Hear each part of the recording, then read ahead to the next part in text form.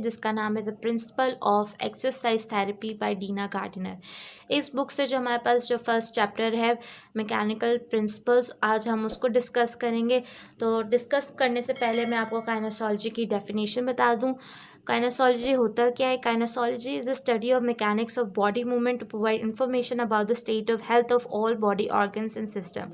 इस काइनेसोलॉजी के सब्जेक्ट में हम क्या पढ़ते हैं कि हम बॉडी की मैकेनिक्स, बॉडी मूवमेंट की मैकेनिक्स को हम पढ़ते हैं, स्टडी करते हैं, ताकि हमें पता चल सके कि जो बॉडी ऑर्गन है या सिस्टम है उसकी इंफॉर्मेशन हमें मिल सके कि उसमें अभी उसकी जो बॉडी सिस्टम है उसकी हेल्थ की स्टेट क्या है।